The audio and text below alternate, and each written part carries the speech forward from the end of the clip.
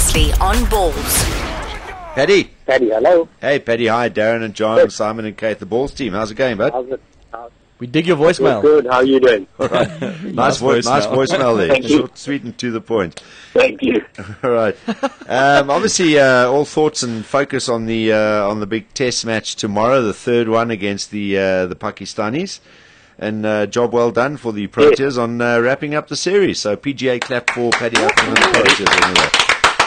As is our one here. Well done, Paddy. Cheers, yeah. The guys have shown a wonderful maturity, particularly in the last Test match. You know, we had a bit of resemblance of the pressures we came under in New Zealand and Australia, and we haven't had much of those real Test match pressures since then. So it's nice to know that when it did arise, the guys responded magnificently yet again. I just want to ask you, in terms of the what's been going on this week as well, and in the midst, I mean, literally day one of the Test match, it was, from all the excitement heading into the Test and the one that could clinch the series, the Test almost became an afterthought with what was going on, if not a sort of, an escape of something just positive to escape to. But a lot of the players would have been close to the people, involved in this whole thing. What was the mood in the change room like? And I mean, how did you guys deal with that?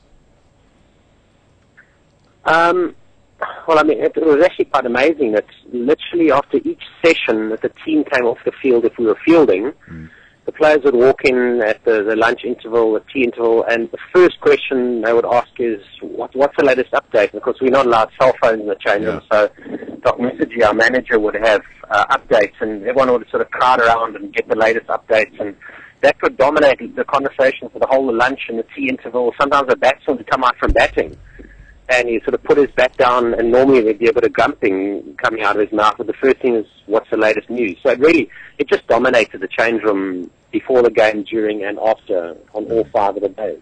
I mean, is there something that you deal with? Do you sort of get everyone together, and is it something you have to deal with? Or, I mean, is our cricket team at the point where these guys are, they're all adults and they're professionals, that they all deal with it in their own way?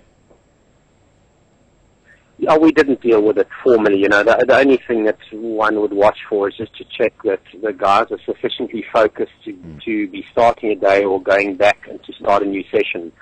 And as long as you can see the guys are in the right space, one can't have them not talk about it.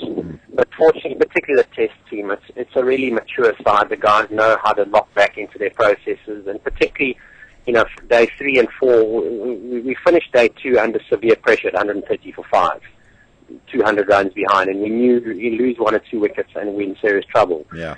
So the guys really were up for it. We talk a lot about recognizing those key moments, number 1, and 2, responding to them.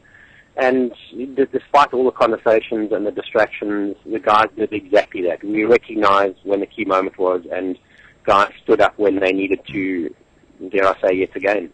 Focus, yeah.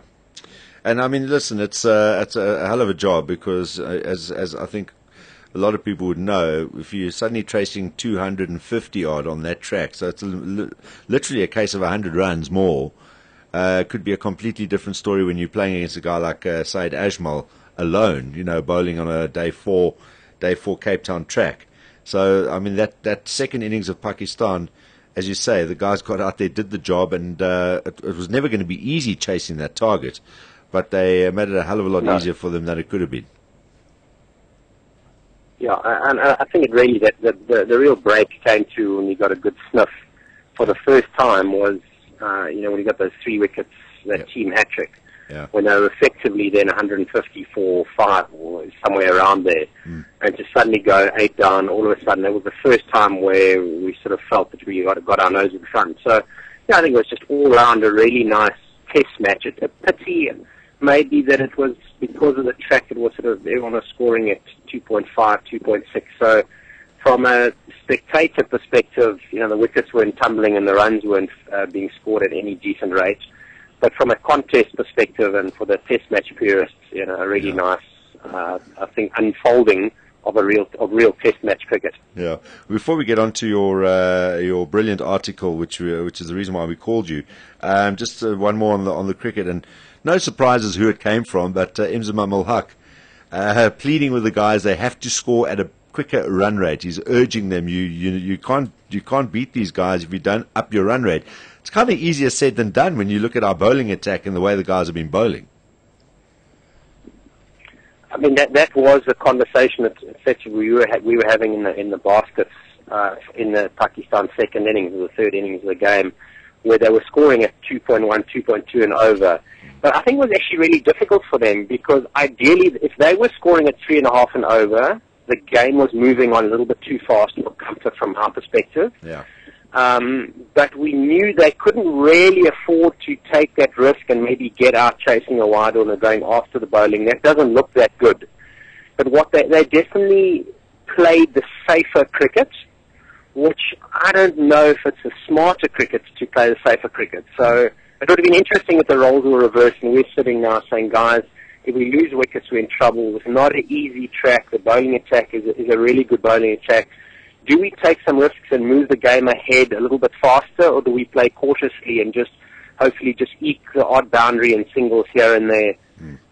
They opted for the safe route. We pretty much predicted that, so we set fields and we bowled accordingly. And they played into our hands. But it takes a brave team to say, hang on a minute, let's take the game to them. And then I think that would have been the smart move from Pakistan's side. This approach is not only doing the job on the field, but a lot of thought and intelligence going into the way they're approaching each game, each situation, and each session as well. Which is, it's a great time to be, just to be watching South African cricket. And as I said, it's one of those things when you want to get away from what's going on and just focus and just look at something to take you away from it. Our cricket team are certainly delivering that. And I think it was this morning. I know yesterday it was going around. I saw on Twitter people referring to your article, and it was quite a lengthy one, and I went through a lot of it this morning. And obviously timed with the Oscar Pistorius trial and what is going on. We spoke to Tim Noakes a little earlier on because you referred to him in your article, going back to the Hansie Cronje days as well. And do I get it right? I mean, you're not making any particular direct reference to Oscar Pistorius, but you're sort of putting out a theory there that this could be another case of it, all depending on what happens. Am I correct in saying that? Well, I'd written that piece a couple of weeks back. Literally, in fact, it came out just before Lance Armstrong's interviews. So it was written without knowledge of. Obviously of Oscar. Yeah. In hindsight, in terms of what I have heard about the chap from people who know him and what I've seen in the media, it's very difficult for me to make the jump and link him to potential, psychopathy or even being a sociopath. It would be speculation from my perspective, and I think it would be irresponsible to go there. So I wouldn't want to talk about him and psychopaths in one sentence at this stage, just because of, I think it would be speculation just because I don't know him well enough. Yeah. Yes. But I think the personality disorders, if you can clump them, and being a psychopath, sociopath, antisocial personality disorders, borderline personality disorders, etc. A lot of those really can help set an athlete or a businessman or an individual or a politician up for success, because a lot of the traits are really sought after leadership traits. So part of the reason for writing that article was these guys really do exist. Yeah. And the problem with their existence, and we know more about it in the business space where they talk about 1 in 25 business leaders being a psychopath, a far higher incidence of them in, for example, IT companies, the financial institutions, and in senior financial positions. As many as 1 in 5 may be psychopaths. And while they do extremely well for companies and for themselves on their way up to the top, once they get to the top in those positions of power, that's when they really are able to create widespread and massive destruction of those around them, of their company, or even of the entire industry. So they're possibly one of the biggest threats, I think, facing global business, sport, and politics, because they really do take countries down, they take economies down. The 2008 global credit crunch, it suggested that really was driven almost entirely by psychopaths and psychopathic behavior. Lance Armstrong has taken literally the entire sport of cycling, has brought it to its knees. That's one individual with potentially this, certainly, all the indications point to the fact that, he's exhibiting psychopathic tendencies, literally in every corner towards the end of his career and after him stopping. So they really are a big threat. Yeah. It's a difficult thing, though, really. I mean, particularly if you're in the inner circle, to deal with it, because, if you are affected in one way or another, as we were talking to Tim and saying, I mean, simplistically, it's someone that gets, the building blocks are there. They get to a position of power, advantage, etc., etc. The general public sees them as, and in certain cases, hero worship these people, and even to the point where things happen, they want to ignore that, and these things go away, and it kind of lends itself to adding even more power when people like this kind of see, oh, well, look, it's not really affecting me, and it's gone away. And yet, when there are incidents and when people are affected in one way or another in the inner circle, the general public still don't want to believe it. So it's a very difficult thing to deal with. Yes, it is. I've personally been in the inner circle of 3 individuals. Yeah.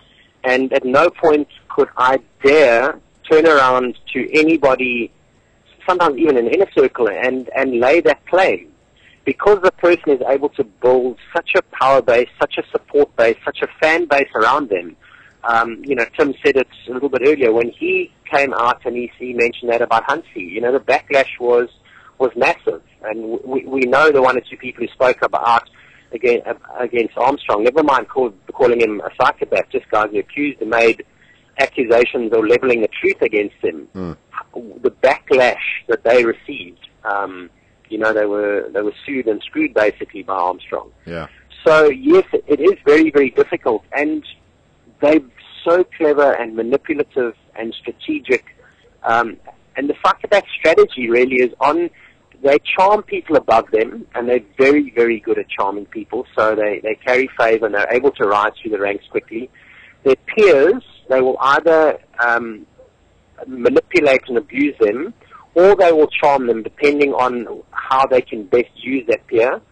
The problem is their subordinates or their juniors. Those are people who they will use, abuse, manipulate as pawns in their own game.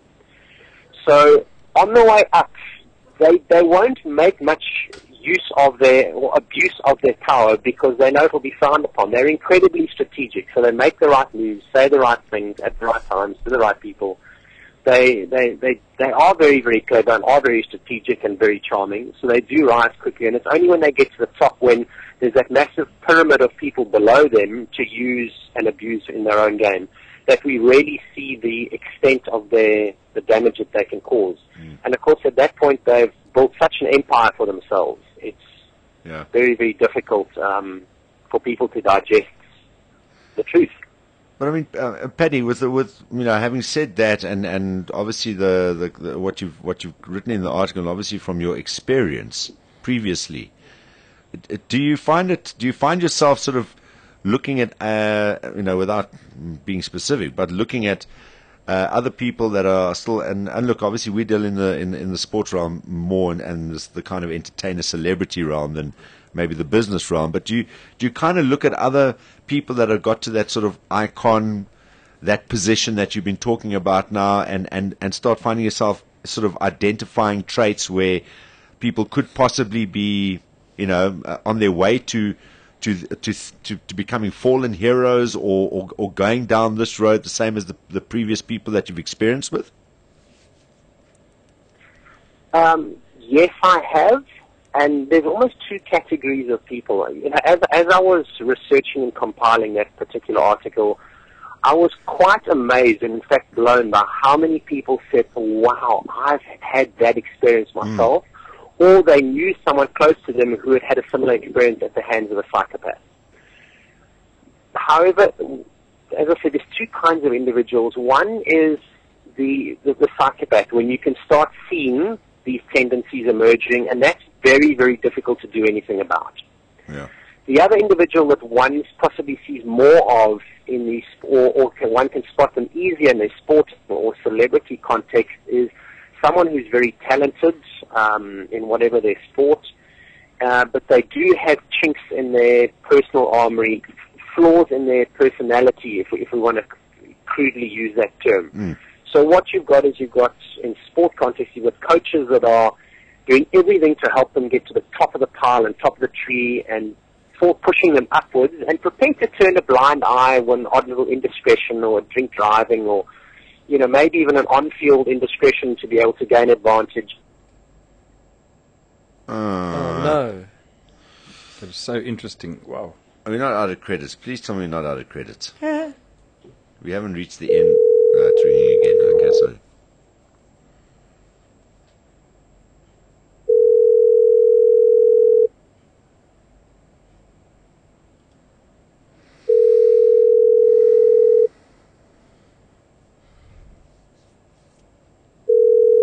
There isn't a time limit on this phone.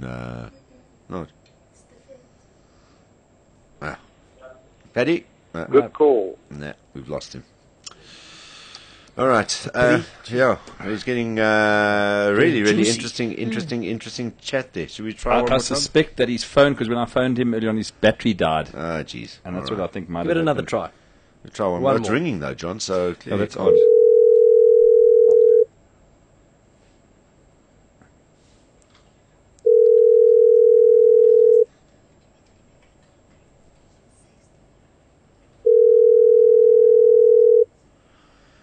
Nah. It's not happening. All right. Well, we're going to have to leave it there, Johnny, anyway. Time's marching, but really, really fascinating. And I think we get I think we get a clear picture of what he's talking about there. And it's, I think one of the key things that came out of that is that he actually, now that when you know this, when you get given that information and some of the traits that have been identified with previous people, you kind of start looking at that then. And obviously, you start looking at Obviously, people you look going, out for it. there are the elements of it. Is this person on the way? And I mean, while he was talking there, you could start thinking about different sports personalities and people in different walks of life going, well, there we go. That's, there's another example of it. And some of them still active, maybe. Very, very interesting. If you do yourself a favor, if you do, just go and read Paddy Upton. I'm sure it'll be on the Google machine. And you just type in Paddy Upton psychopath. No, you know what I mean, okay? And you should be able to find the article. Very, very interesting. I was reading it this morning. Go and have a look at it. And, it's obviously come around again because people are starting to identify similar things based on all the stories that have come out beforehand about Oscar with previous girlfriends and, incidents that have happened that have been documented. And they're starting to, and that's probably why this has come through, because they're now starting to maybe apply this to him as well. Those little indiscretions overlooked. Yeah. So, and Barry, what would drive him to take a gun and shoot somebody? Because that is fact. That is, he's admitted that's what he did. So, is this, can this be applied to another fallen hero? Go and read it. Paddy Upton, his article. And just tell Paddy we say... try again, shame. Okay, we can't. We've got no time. Well, we can. Do you want to go back there again? Yes, Darren. Oh, it was so nice. No, I've just closed that. Still talking about the call, Johnny. I've just closed the window. Which one is it again? There. I just got to open up the redial. There we go. If I'm redialing the right number. Was it a landline or was it his cell number? No, it was his cell. Okay. I need to redial. Give me the number again, Johnny. Yes, we'll redial it again. But yeah, it's fascinating. And we'll try and get Paddy up just to finish off on the chat so we can get him giving us the final few words about that article. But go and check it out, Paddy Upton, and it'll be online. Just type in Paddy Upton and then also psychopath in the in the subject line. All right, let's see if Paddy's back again. Hello. Hello? Sorry, Paddy, I don't know if we just lost you there suddenly while you were busy just sort of talking about, recognizing, still very active people where, they haven't had this meltdown or whatever, or anything has happened. But I was just telling people, if they want to check out the article, sorry, I was just saying go in Google and type in Paddy Upton psychopath, but I didn't mean it in that way. So, but that's probably the best way to find it. Anyway, just sort of just to wrap up what you were saying there. So I'm not sure where we got cut off, but really just talking you about say incidents of people with drink driving incidents and stuff that that you obviously read about. That's where we got to. So there's a lot of support, a lot of emphasis on elevating our stars to these high heights of fame and celebrity status and stardom, but not a whole lot of support building their foundation, deepening their roots as an individual. And by doing that, it'll help sustain them at those heights. It will improve their performance and also their consistency and longevity. And we see these evidence and little red flag incidents that suggest maybe we need to go in a little bit closer and support this individual in their personal capacity. Yeah. And at the moment, that's not a focus. There's no one really looking at that kind of thing. And I think as more money at younger ages and more celebrity and with a social media and just how famous people can become now in a very short space of time, I think that is a real need that we need to go in and potentially look to plug. Whose responsibility is that at the moment? I think the jury's out there on that one. Well, it's difficult. How do you go and tell someone like this that, listen, I see tendencies, I think you need to go and where do you get help? Is it a psychologist that can get, is it something that can be cured? Is it incurable? Is it a personality trait that you can't get out of you? And if it is a trait of someone, how do you go and tell them? Without ending up being one of those people that they turn on from being over loving and part of their circle to suddenly turning on them.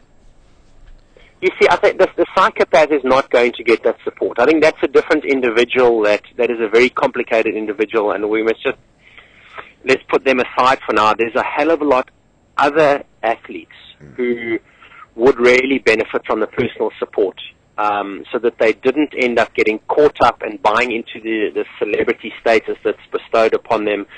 And while all of us treat them as special people, they're actually just a special talent. They're still a very ordinary person. But what happens is we treat them as special people. They start buying into the fact that they're special people, feeling that they're above the law, and often they are, because their indiscretions are excused by an admiring police officer or someone in a court of law just sneaks them off the hook. And once they start buying into the fact that they're special and above the law, and they start treating others from their position of superiority, that's where personal problems can come in. Yeah. And it might not end in, a Lance Armstrong or what Oscar's being accused of, but it's still, we can prevent our athletes from toppling. And I think that at the moment, who is providing the personal support for those people? It's the parents, it's their friends, and maybe a girlfriend or boyfriend, but it's more difficult for them to really ask the difficult questions, and they're not necessarily qualified enough to go in when they see these little chinks in the person's character. And managers play a massive role here, because managers are sometimes part of the process of actually building these superstars up from the early stages, and I suppose managers in their relationship with media, managers should there should be some kind of a standing where managers should always, first and foremost, have the interests of the person as a human being at heart first, before the commercial value of the person. Yes, someone is a commercial commodity if you're a well-known sportsman or celebrity, but there's a time that managers learn to say no, and I think I've found in this country that a lot of the time, a lot of the sports managers and agents don't know how to say no, which can destroy an individual. Yes, I think there's a handful of really responsible managers that you talk about now who really do have the players' personal interest at heart. But there's a lot of managers. It's not a hugely lucrative industry unless you really own a whole bunch of the top players. So it's quite cutthroat, and everyone's running around they're competing with a fairly small number of sponsors for that sponsorship for a large number of athletes. So one can almost understand, but not excuse, the short-term focus, try and get as much money as quickly as possible and maximize that person's... Oh, no. Is it us? No, it just keeps dropping. I don't know why. Anyway. No, it's on that side because it says it ended from that side. So I think he keeps dropping the call. Anyway, look, I think we've got the point and we've got to move on, Johnny. But okay. Please just tell Paddy sorry. Keeps dropping the line. But thank you very much for the chat and the insight. And go and check out the article. Go and read it. It'll give you a full indication of what we're talking about, what he's been talking about there as well. This is Balls Visual Radio. Darren, Simon, Kate and John. Weekdays from 3 p.m. to 6 p.m. Central African Time. Balls.co.za